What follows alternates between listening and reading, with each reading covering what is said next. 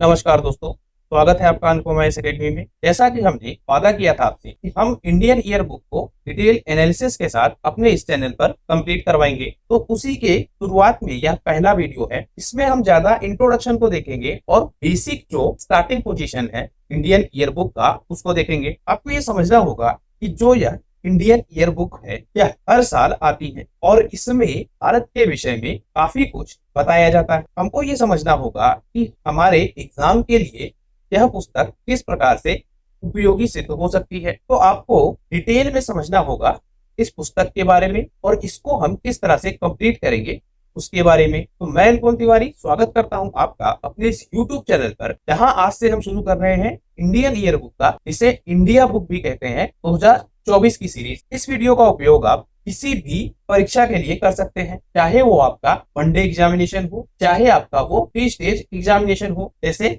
Civil services का examination या फिर अन्य स्टेट सर्विसेज का एग्जामिनेशन या किसी अन्य तरह का एग्जाम। क्योंकि यह पुस्तक आपको बताएगी कि 2024 में जो भारत है वह कैसा है। तो आपको भारत के विषय में, इसकी भौतिक विशेषताओं के विषय में, इसकी राजनीतिक विशेषताओं के विषय में, इसकी आर्थिक विशेषताओं के विषय में, इसकी सामाजिक विशेषताओं के विषय में, इसके अंतरराष्ट्रीय संबंधों के विषय में, पर्यावरण से संबंधित नीतियों के विषय में, स्वास्थ्य से संबंधित मुद्दों के विषय में, सरकारी योजनाओं के विषय में, यह सब कुछ इस एक पुस्तक में आपको मिलेगा। तो जब भी आपको एग्जाम देने जाएंगे तो आपसे बेसिकली यही सारी चीजें पूछी जाती हैं। यह पुस्तक एक इंडेक्स बुक का काम करेगी। हम इस पुस्तक के चैप्टर्स को देखेंगे और उनमें जिन टॉपिक्स की बात की गई है उनका डिटेल एनालिसिस करेंगे। जैसे मान लेते हैं भारत के राज्यों की बात की जाती है, तो हम भारत के राज्यों के विषय को डिटेल में जाके एनालाइज करेंगे। जैसे राष्ट्रपति मान लीजिए दिया है इस पुस्तक में, तो उसको हम डिटेल में जाके देखेंगे कि राष्ट्रपति से संबंधित जो प्रावधान हमको पॉलिटी की बुक में मिलते हैं वह हम इसी वीडियो में देखेंगे। तो एक तरह से जो भी टॉपिक इस पुस्तक में आपको मिलेंगे उनको हम जीएस के सब्जेक्ट से जोड़ उसका डिटेल एनालिसिस करेंगे और डिटेल में उसको देखेंगे। तो सिर्फ इस पुस्तक के भरोसे ही आप किसी भी परीक्षा के 30 से 35% क्वेश्चंस को बहुत आसानी के साथ सॉल्व कर सकते हैं, इस बात की पूरी गारंटी है। आप प्रीवियस ईयर क्वेश्चन पेपर उठा के अगर देखिए तो आप पाएंगे कि इस पुस्तक से कम 30 से 35 क्वेश्चन डायरेक्ट आपको मिलते हैं। यूपीएससी का पिछले साल का पेपर उठा के देखिए, उसमें भी आपको डायरेक्ट क्वेश्चन मिलते हैं इस पुस्तक से।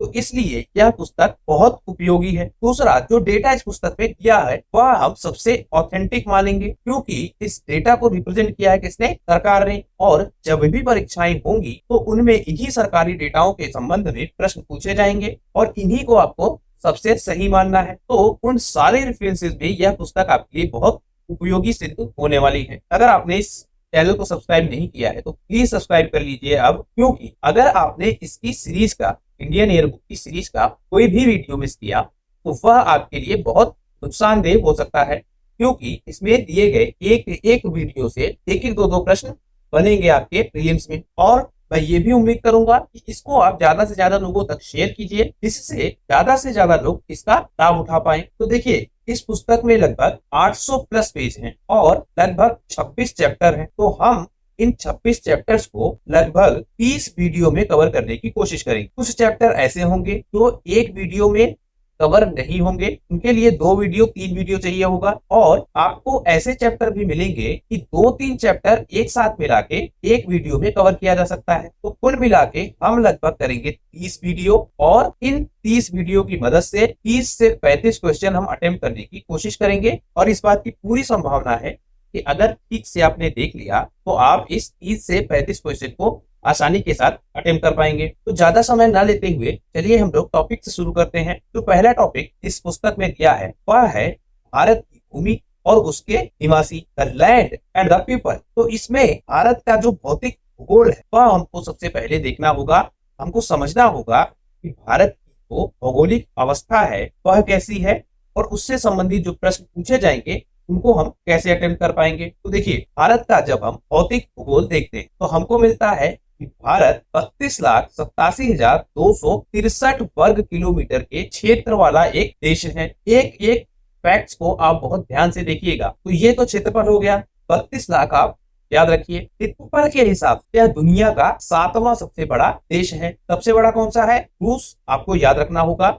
और भारत का स्थान कौन सा है? 7वां। लेकिन जनसंख्या की दृष्टि से यह दूसरा सबसे बड़ा देश है। कई रिसोर्सेस में आपने देखा होगा कि भारत को जनसंख्या के हिसाब से पहले स्थान पर रखा गया है, लेकिन इंडियन ईयरबुक कहती है भारत जनसंख्या की दृष्टि से दूसरा सबसे बड़ा देश है।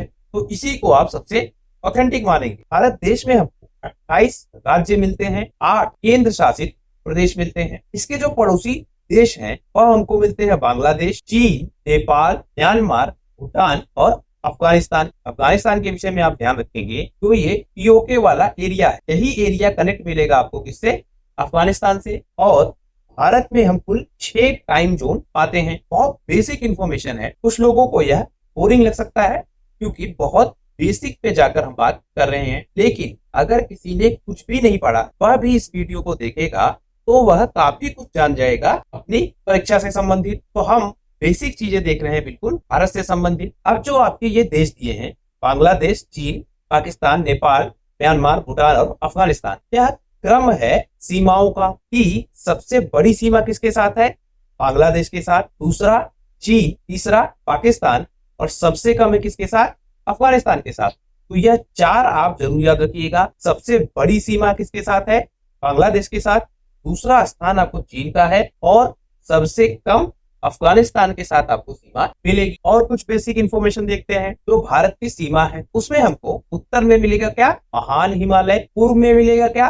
बंगाल की खाड़ी। दक्षिण में मिलेगा आपको हिंद महासागर और पश्चिम में मिलेगा आपको अरब सागर का क्षेत्र। तो ये सीमाएं हैं भारत की, उत्तर, दक्षिण, पूर्व, पश्चिम की। एक तथ्य आप और देखिए, प्रश्न पूछा जाएगा आपसे कि जो ये पाल्क स्टेट है यह कहाँ है और जो गल्फ ऑफ मन्नार है यह कहाँ है? तो जो सीमा रेखा है भारत और श्रीलंका के बीच वही हमको मिलती है पाल्क स्टेट और गल्फ ऑफ मन्नार के केस में। तो ये दोनों श्रीलंका को भारत से अलग करती हैं, इनके बीच में सीमा रेखा बनाती। यह क्षेत्र थोड़ा विवादित भी है इस समय और चर्चा में भी है, तो आप ध्यान रखिएगा कि इससे संबंधित प्रश्न पूछा जा सकता है कि पाल्क स्टेट कहाँ है या गल्फ ऑफ मन्नार कहाँ है। उसके बाद आप देखिए ग्लोब और देशांतर की बात की जाएगी। जैसे हम देखते हैं 6 टाइम जोन, तो हमको ये समझना पड़ेगा कि ये 6 टाइम जोन कैसे बनते हैं। जो विषुवत रेखाओं की बात की जाती है वह क्या है? उत्तरी ध्रुव की बात की जाती है वह क्या है? अक्षांश और देशांतर रेखाएं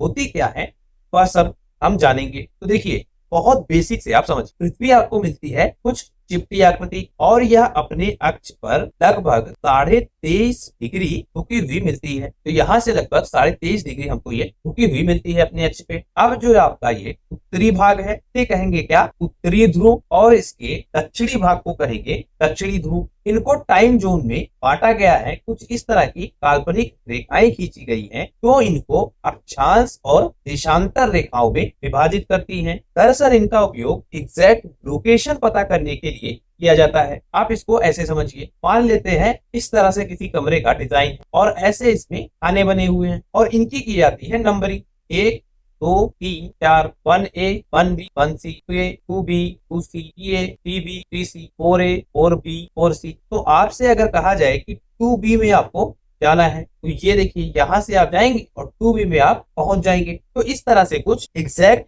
लोकेशन बताने के लिए अक्षांश और देशांतर रेखाओं में इसको विभाजित किया गया है। ये बेसिक इंफॉर्मेशन आप समझ चुके होंगे। जो सबसे बीच की रेखा हो जो इसको 2 बराबर भागों में बांटेगी उसको कहेंगे क्या? 0 डिग्री। और इसको कहेंगे क्या? विषुवत वृत्त। जो इस गोले को 2 बराबर भागों में बांटे उसे कहेंगे क्या? विषुवत वृत्त। विषुवत वृत्त से 23.5 डिग्री उत्तर की तरफ एक रेखा बनेगी, तो क्या कहेंगे? कर्क रेखा। तो कर्क रेखा कहाँ मिलेगी आपको? ऊपर की तरफ। इसी तरह 23.5 डिग्री नीचे की तरफ आपको मिलेगी क्या? मकर रेखा। उसके बाद 66.5 डिग्री पर हम देखेंगे उत्तरी तरफ तो हमको उत्तरी ध्रुव वृत्त मिलता है और इसी तरह से दक्षिणी साइड में हमको दक्षिणी ध्रुव वृत्त मिलता है। तो ये जो रेखाएं हैं ये काल्पनिक है पहली चीज, और इनसे हमको एग्जैक्ट लोकेशन को पता करने में आसानी होती है जैसा यहाँ बताने की कोशिश की गई है। तो देखिए विषुवत वृत्त से ये हो गया आपका विषुवत वृत्त, ध्रुवों तक ये हो गए आपके ध्रुव, उत्तरी ध्रुव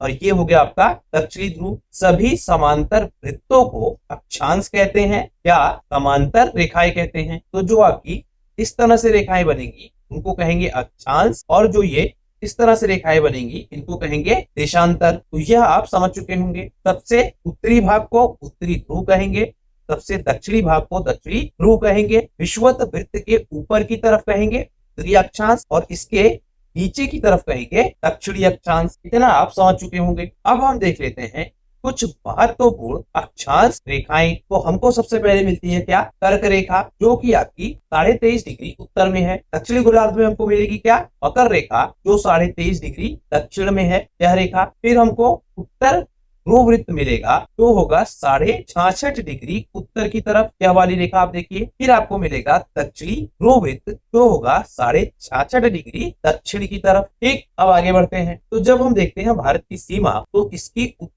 से लेके दक्षिण तक की जो लंबाई है वह मिलती है हमको कितना, 3214 किलोमीटर, और पूर्व से लेके पश्चिम तक जो इसकी चौड़ाई है वह मिलती है हमको 2933 किलोमीटर, और कुल क्षेत्रफल हमने देखा कितना, लगभग 32 लाख वर्ग किलोमीटर। तो यह भारत का क्षेत्रफल हो गया। स्थिति के विषय में देखें तो भारत हमको मिलता है कहाँ पर, उत्तरी गोलार्ध। जैसे आप पीछे देखिए ये विषुवत वृत्त है, तो भारत मिलेगा इसके ऊपर की तरफ, पूरी तरह से उत्तरी गोलार्ध। कहाँ पर, 8 डिग्री 4 मिनट और 37 डिग्री 6 मिनट उत्तरी अक्षांश में यह स्थित है। जैसे हम देखते हैं जब ग्लोब को, तो ग्लोब में आपको मिलेगा ये 0 डिग्री हो गया। 0 डिग्री से ऊपर की तरफ आप जाएंगे तो यह होगा आपका 8 डिग्री के आसपास का एरिया, 8 डिग्री 4 मिनट, और कहाँ तक, 35 डिग्री 6 मिनट तक।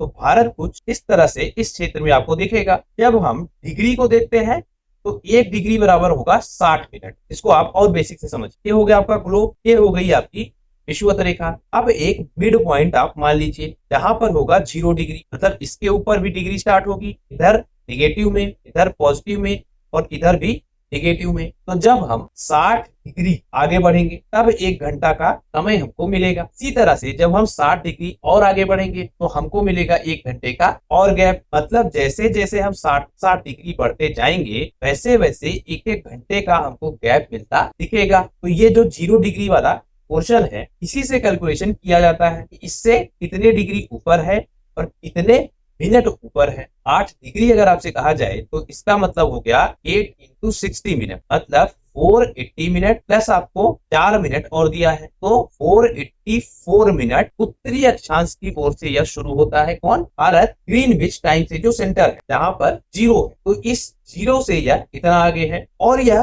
पूर्वी देशांतर में स्थित है। तो उत्तर और पूर्व ये बात की जा रही है, भारत उत्तर पूर्वी देशांतर में स्थित है। उत्तर की तरफ कितना, इसको आप फिर से समझिए। जैसे ये होगा 0 डिग्री, तो कहा जा रहा है कि 8 डिग्री और 4 मिनट कुछ यहाँ तक, यहाँ से शुरू होके 37 डिग्री और 6 मिनट तक, यहाँ तक आप मान लीजिए। फिर 68 डिग्री और 7 मिनट, तो कुछ यहाँ तक की दूरी, और यहाँ से लेके 97 डिग्री और 25 मिनट की दूरी। तो भारत का जो मैप बनेगा वो कुछ इस क्षेत्र में बनेगा जब हम बात करेंगे ग्लोब की। तो ये हो गया आपका जैसे 0 डिग्री अगर, तो कुछ इस जगह पर भारत का मैप हमको दिखेगा ग्लोब में। ठीक, आगे देखिए, उत्तर दक्षिण की जो इसकी लंबाई है वह 3214 किलोमीटर, पूर्व से पश्चिम जो की चौड़ाई है वह 2933 किलोमीटर हमको मिलती है। तो इसकी स्थलीय सीमा रेखा है वह 15200 किलोमीटर, और जो तटीय सीमा रेखा है वह 7516 किलोमीटर हमको दिखती है। तो ये 7516 किलोमीटर वाली बात है, यह परीक्षाओं में पूछा गया है और यूपीएससी में भी इसको पूछा गया है। तो आप इस स्थलीय सीमा के लिए भी तैयार रहिएगा कि ये भी आपसे पूछा जा सकता है। आगे देखिए, ताप कटिबंध की बात की जाती है। जैसे ये हो गई आपकी विषुवत रेखा या 0 डिग्री, तो यहाँ से लेकर यहाँ तक का जो क्षेत्र होगा वह कहलाएगा उष्ण कटिबंध। तो 23.5 डिग्री तक का क्षेत्र उत्तर और दक्षिण तरफ यह कहलाएगा उष्ण कटिबंध। 23.5 डिग्री उत्तर से लेके 66.5 डिग्री उत्तर तक यह कहलाएगा उत्तरी उष्ण कटिबंध, और इसी तरह से नीचे की तरफ यह कहलाएगा दक्षिणी शीतोष्ण कटिबंध। 66 डिग्री से ऊपर जाएंगे तो उत्तरी शीत कटिबंध, और नीचे की तरफ जब आप पढ़ेंगे तो इसे कहेंगे दक्षिणी शीत कटिबंध। आपको शायद ऐसे समझ में ना आया, और बेसिक से समझ। आप एक टॉर्च लीजिए और पृथ्वी को कुछ इस तरह से आप देखिए। अब इस टॉर्च की रोशनी पृथ्वी पर पड़ेगी, तो सबसे जल्दी रोशनी कहाँ पड़ेगी, इसके सेंटर वाले पॉइंट पे। तो यहाँ पर आपको प्रकाश भी ज्यादा मिलेगा और ऊर्जा भी ज्यादा मिलेगी। या ताप भी आपको ज्यादा मिलेगा। जैसे जैसे इसके किनारे की तरफ हम बढ़ेंगे हमको ताप कम होता हुआ मिलेगा। तो जहां सबसे ज्यादा ताप मिलेगा तो इसका ये सेंटर पॉइंट, इसको कह रहे हैं 23.5 डिग्री उत्तर से 23.5 डिग्री दक्षिण का क्षेत्र, यहाँ पर सबसे ज्यादा ताप होगा और सबसे ज्यादा गर्मी हमको यही मिलेगी। सूरज साल में सबसे ज्यादा लंबे समय तक इस क्षेत्र पर दिखेगा। तो इसको कहेंगे क्या? उष्ण कटिबंध का क्षेत्र। उष्ण, ठीक। इसके ऊपर का जो क्षेत्र हो गया सेकेंड लेयर वाला, मतलब 23.5 डिग्री से लेके 66.5 डिग्री तक उत्तरी और दक्षिणी दोनों तरफ, तो वह होगा कौन सा? शीतोष्ण कटिबंध। यहाँ थोड़ा कम गर्मी पड़ेगी और इसके उत्तरी तरफ हमको थोड़ा शीत का भी प्रभाव ज्यादा दिखेगा और दक्षिणी तरफ गर्मी का प्रभाव ज्यादा दिखेगा। नीचे से आप जब देखेंगे मतलब दक्षिणी गोलार्ध में यही क्रम उल्टा हो जाएगा कि इसके उत्तरी तरफ ज्यादा गर्मी मिलेगी और दक्षिणी तरफ ज्यादा ठंड मिलेगी। इसके ऊपर जब आप जाएंगे यहाँ पे रोशनी सबसे कम पहुंचेगी, तो वह होगा आपका शीत कटिबंध का क्षेत्र। उत्तर में उत्तरी शीत कटिबंध और दक्षिण में दक्षिणी शीत कटिबंध आपको मिलेगा। तो यह बहुत बेसिक इंफॉर्मेशन है जो हमको अक्षांश और ताप कटिबंधों से समझनी है। तो देखिए, जो आपकी कर्क रेखा है और जो आपकी मकर रेखा है, ये हो गई आपकी कर्क रेखा और यह हो गई आपकी मकर रेखा। तो कर्क रेखा और मकर रेखा के बीच सभी अक्षांशों पर पूरे वर्ष में एक बार दोपहर में सिर के ठीक ऊपर होता है। इसीलिए इस क्षेत्र में सबसे अधिक क्या होती है? उष्मा होती है। टॉर्च वाले एग्जाम्पल से आप याद कीजिए। और इसे क्या कहेंगे?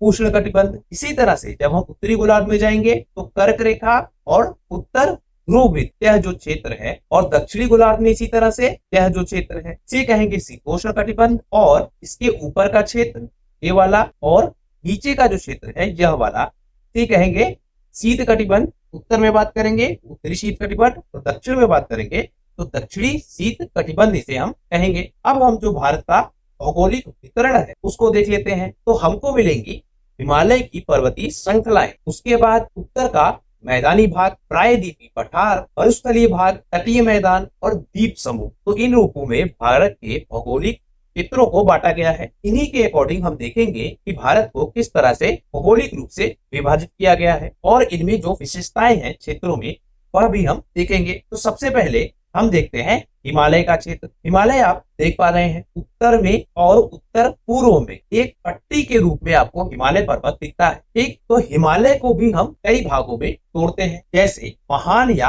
आंतरिक हिमालय से कहेंगे हिमाद्री। तो हिमालय को 3 भागों में तोड़ेंगे। पहला हो गया आपका महान हिमालय, आंतरिक हिमालय या हिमाद्री, 3 नामों से इसको जानेंगे। यह सबसे उत्तरी भाग मिलेगा हमको इसका हिमालय का। सबसे अधिक सतत श्रृंखलाएं इस भाग में हमको मिलेंगी। सबसे ऊंचे शिखर हमको इसी भाग में मिलेंगे। जो आपका एवरेस्ट है वह भी आपको इसी भाग में मिलेगा। तो यह पहला भाग हुआ। इसमें हम रोड ग्रेनाइट देखते हैं और हमेशा यहाँ की जो श्रृंखलाएं हैं वह बर्फों से ढकी रहती हैं। जो हिम नदियां हैं भारत में, जिन नदियों का प्रवाह हिमालय से होता है वह सबसे ज्यादा हमको इसी क्षेत्र से मिलती है। दूसरा हो गया आपका हिमालय या निम्न हिमालय का क्षेत्र। क्या कहाँ है? इसके दक्षिण भाग में। तो हम जो बंटवारा कर रहे हैं वो कुछ इस तरह से कर रहे हैं। सबसे पहला हो गया आपका हिमाद्री, फिर आपका मिला निम्न हिमालय और उसके बाद आपको मिलेगा शिवालिक। तो कुछ इस तरह से हम लोग बंटवारा कर रहे हैं। तो दूसरा भाग हो गया आपका निम्न हिमालय। यह हमको हिमाद्री के दक्षिण में मिलेगा और सबसे अधिक असम है, मतलब सबसे ज्यादा उबड़ खाबड़ क्षेत्र हमको हिमालय के इसी भाग में मिलेगा। इसे निम्न हिमालय भी कहते हैं। यह संपीड़ित तथा परिवर्तित शैलों से बना है। जब आपकी टेक्टोनिक मूवमेंट होता है जिसके कारण यह हिमालय बना है, तो यह सबसे ज्यादा प्रेशर जोन वाला क्षेत्र हमको मिलता है। टेक्टोनिक प्लेट का जो टकराव होता है एक दूसरे में, जिसके बाद हिमालय निर्मित होता है, उसमें सबसे संपीड़ित क्षेत्र हमको यह मिलता है। इसकी ऊंचाई 3700 से लेके 5000 मीटर की मिलती है और औसत चौड़ाई जो इसकी है वह हमको 50 किलोमीटर की मिलती है। जो पीर पंजाल श्रृंखला है वह हमको इसी भाग में मिलती है और पीर पंजाल सबसे लंबी और सबसे महत्वपूर्ण श्रृंखला है निम्न हिमालय की। धौलाधर और महाभारत श्रृंखला यह भी हमको मिलती है निम्न हिमालय में। इसी श्रृंखला में हमको कश्मीर की घाटी, कांगड़ा, कुल्लू, यह सारे क्षेत्र मिलते हैं। तो सबसे पहले हो गया आपका महान हिमालय, जहां पर हमको महान महान चीजें मिलेंगी, ऊंचे शिखर मिलेंगे, हमेशा बर्फ से ढका रहेगा, बड़ी हिम नदियां यहाँ से निकलेंगी। फिर आएगा आपका निम्न हिमालय, सबसे अधिक उबड़ खाबड़ हमको यह हिमालय का क्षेत्र मिलेगा, मतलब सबसे असम क्षेत्र है यह, संपीड़ित सबसे ज्यादा ही होगा ये, परिवर्तित शैली हमको यहाँ सबसे ज्यादा मिलेंगी, सबसे महत्वपूर्ण जो श्रृंखलाएं हैं जैसे पीर पंजाल, महाभारत, धौलाधर, यह सब कुछ हमको मिलेगा, कश्मीर घाटी हमको इसी क्षेत्र में मिलेगी। उसके बाद आएगा आपका तीसरा शिवालिक हिमालय, यह सबसे बाहरी श्रृंखला है, 10 से 15 मीटर यह चौड़ी है और जो नदियों द्वारा लाई गई असंपीड़ित अवसाद है उससे यह निर्मित है।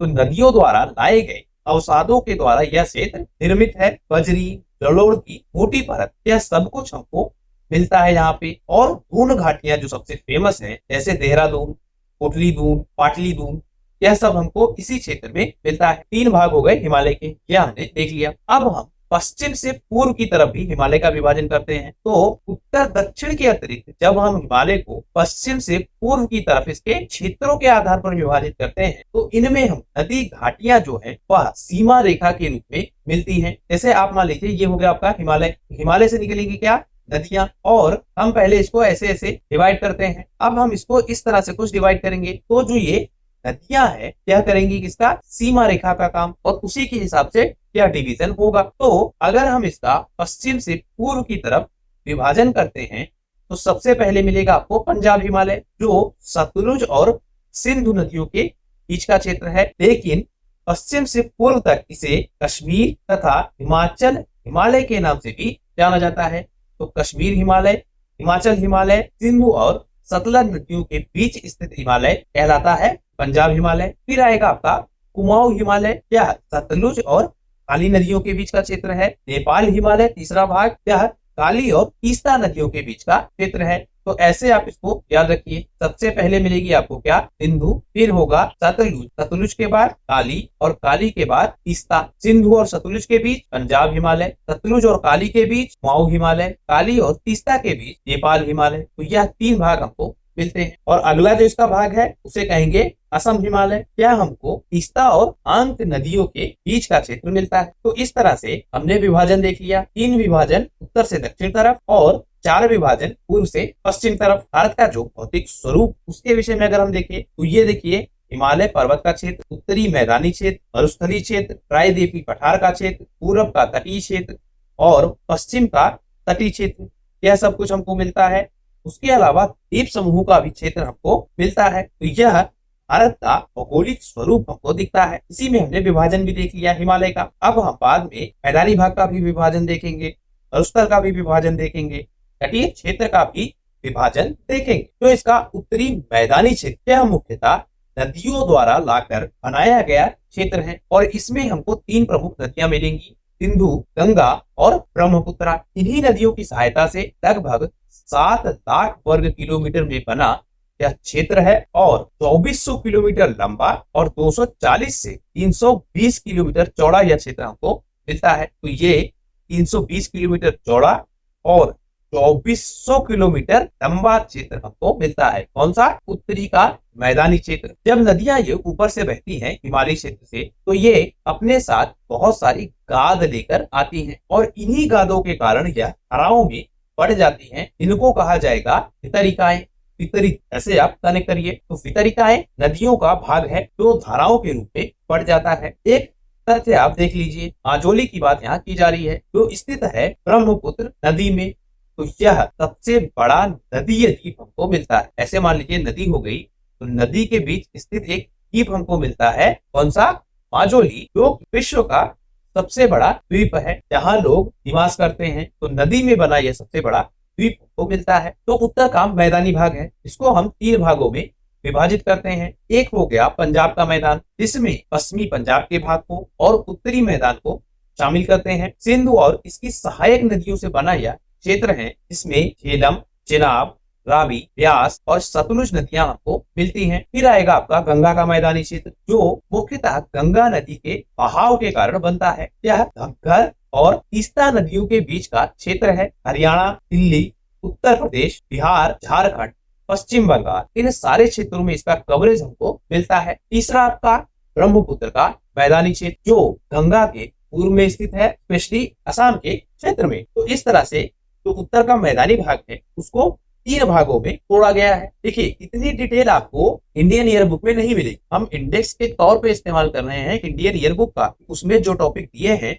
उनको डीप डाउन जाके ठीक से हम उसको देख लें। तो हमने देख लिया जो उत्तर का मैदानी क्षेत्र है वह 3 भागों में विभाजित है। आकृति भिन्नता के आधार पर जो उत्तर का मैदानी भाग उसको 4 भागों में विभाजित किया जाता है।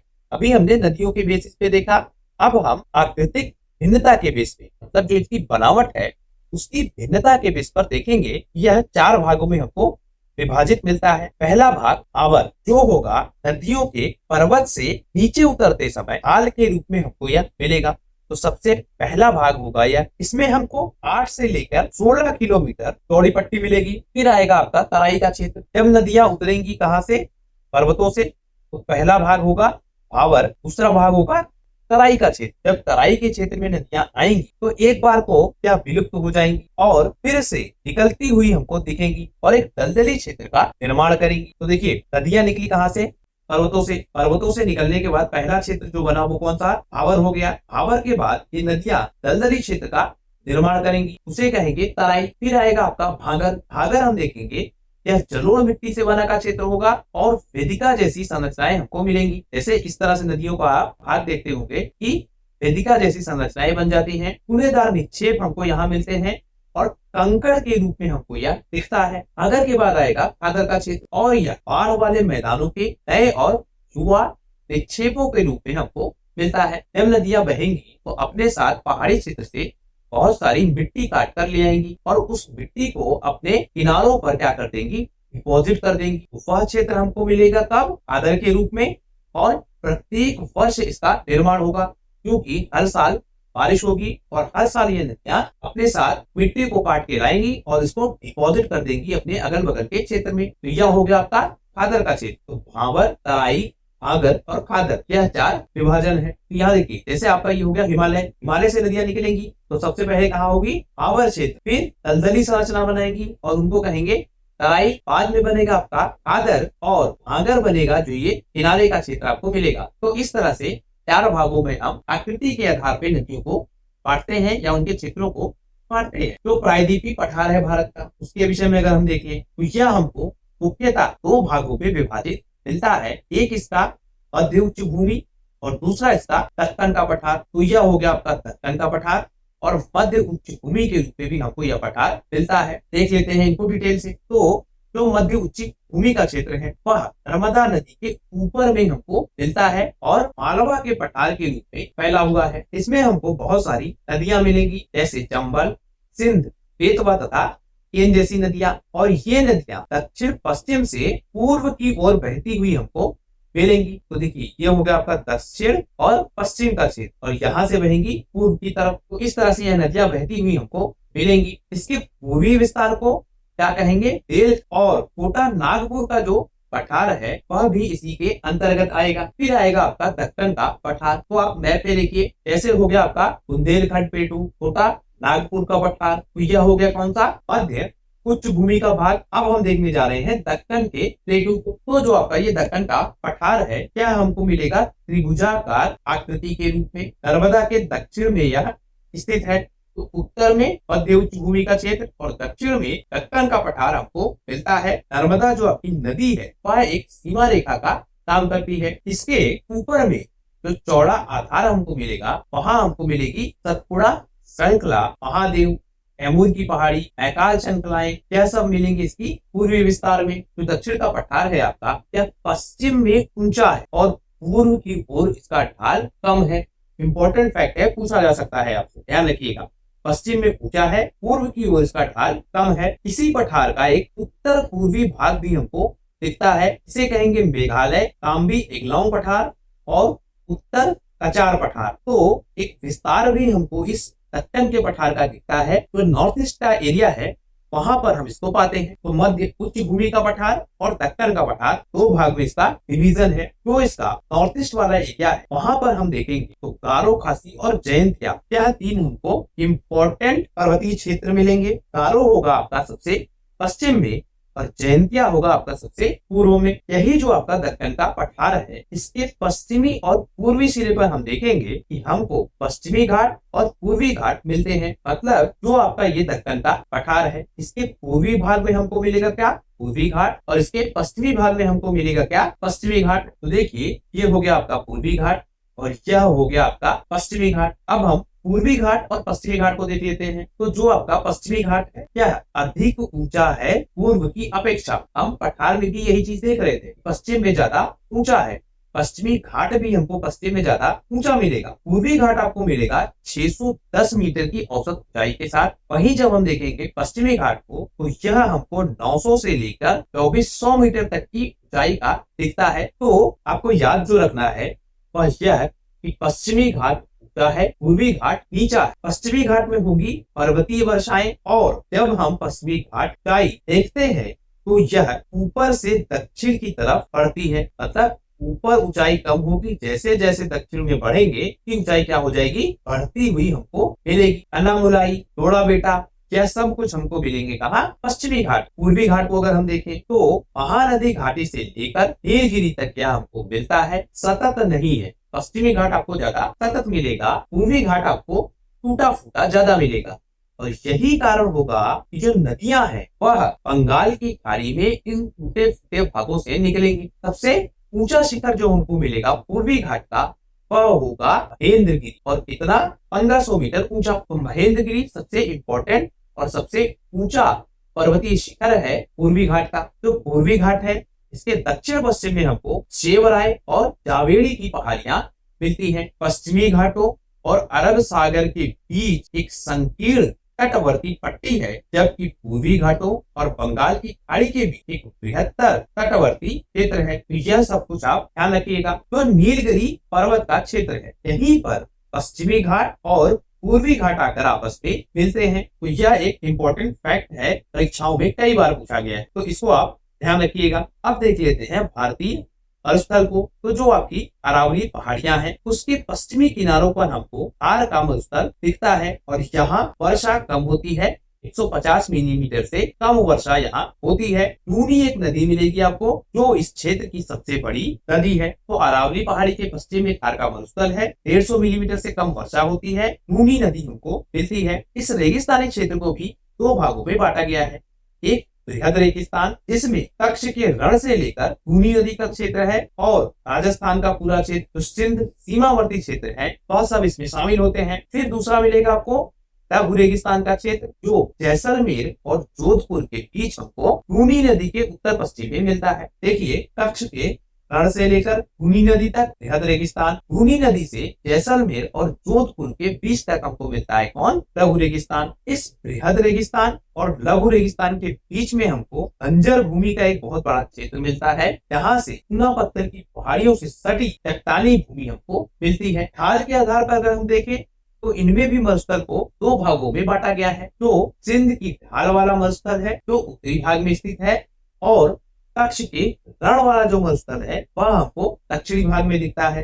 तो ढाल के आधार पर दो भागों में इसको बांटा गया है, और वैसे दो भागों में इसको विभाजित किया गया है। तटीय मैदान को अब हम देख लेते हैं। तो पश्चिमी तट जो कि पश्चिमी घाट से लेकर अरब सागर के बीच में एक पट्टी के रूप में हमको मैदान दिखता है। इस मैदान के जो आपका तटीय मैदान है इसके भी हमको तीन भाग मिलते हैं। कोंकण का क्षेत्र जो मुंबई से लेकर गोवा तक हमको मिलता है, कन्नड़ मैदान जो मध्य भाग है, और मालाबार तक जो दक्षिण भाग है। तो उत्तर में कोंकण, मध्य में कन्नड़ और अंत में मालाबार, तीन भागों में तटीय मैदान को बांटा गया है। तो ये देखिए आपका कोंकण जो हो गया मालाबार, और बीच में इनके मिलेगा आपको क्या, कन्नड़। तो तीन भागों में इसको बांटा गया है। तो बंगाल खाड़ी के साथ हमको विस्तृत मैदान मिलता है, यहाँ हमको ज्यादा चौड़ा और समतल मिलता है। यहीं पे हमको मिलेगा क्या, उत्तरी सरकार, और इसका दक्षिणी भाग होगा उसको कहेंगे क्या, कोरोमंडल तट। तो उत्तरी सरकार का क्षेत्र आपको मिलेगा कहाँ, पूर्वी घाट की तरफ, कोरोमंडल तक मिलेगा आपको पूर्वी घाट की तरफ, कोंकण कोस्ट मिलेगा आपको पश्चिमी घाट की तरफ, कन्नड़ तक मिलेगा आपको पश्चिमी घाट की तरफ, मालाबार तक मिलेगा आपको पश्चिमी घाट की तरफ। तो तीन पश्चिम के दो पूर्व के, आप ध्यान रखिएगा। अब हम बात करते हैं द्वीप समूहों की। तो दो द्वीप समूह हमको भारत में मिलते हैं जो केरल के मालाबार तट के पास स्थित है, जिसे कहेंगे लक्षद्वीप। यह हमको 32 वर्ग किलोमीटर के क्षेत्र में फैला हुआ मिलता है। इनमें हमको लक्षद्वीप, मिनिकॉय, मीनद्वीप ऐसे छोटे छोटे द्वीप मिलते हैं, इनको मिलाकर एक साथ कहा जाता है लक्षद्वीप। कावारनी द्वीप हमको मिलता है, यह प्रशासनिक मुख्यालय है इस लक्षद्वीप का। और एक द्वीप मिलता है हमको पिटली द्वीप, जो कि पक्षी अभ्यारण्य के रूप में स्थापित किया गया है, मनुष्य यहाँ नहीं रहते हैं। दूसरा मिलेगा आपको अंडमान और निकोबार द्वीप, यह हमको दो भागों में बटा हुआ मिलता है, उत्तर में अंडमान और दक्षिण में निकोबार। ये भी इंपॉर्टेंट फैक्ट है, ऊपर अंडमान है और नीचे निकोबार, तो उत्तर में अंडमान और नीचे निकोबार विषुवत वृत्त के समीप है। और यहाँ की जो जलवायु है इसीलिए हमको विषुवती मिलती है, घने जंगल है यहाँ पर और जनसंख्या यहाँ पर बहुत कम निवास करती है। तो यह द्वीप समूह के बारे में हो गया। हमने जो भारत की भौगोलिक स्थिति है, जो भौगोलिक क्षेत्रवार बंटवारा है भारत का, उसको इस वीडियो में देख लिया। अभी पीपल एंड लैंड्स वाले पार्ट में ही हमको और वीडियोस करने पड़ेंगे, क्योंकि यह टॉपिक बहुत बड़ा है और इससे संबंधित जो फैक्ट्स दिए गए हैं वो बहुत डिटेल में दिए गए हैं। हमको बहुत डीप डाउन जाके उनको देखना पड़ेगा अगर हमको ठीक से समझना है। तो आशा करता हूँ कि वीडियो आपको पसंद आया होगा। अगर वीडियो आपको पसंद आया है, शेयर कीजिए इस चैनल को ज्यादा से ज्यादा लोगों तक और सब्सक्राइब कीजिए इस चैनल को, और लगातार अपडेट्स पाने के लिए नोटिफिकेशन बेल को भी एक्टिवेट करके रखिए। जल्द ही हम अगली वीडियो के साथ आएंगे, इसमें हम और विस्तृत रूप से इस इंडियन ईयर बुक को कवर करेंगे। आशा करता हूँ वीडियो आपको पसंद आया होगा। वीडियो को देखने के लिए आपका बहुत बहुत धन्यवाद। आपका दिन शुभ हो।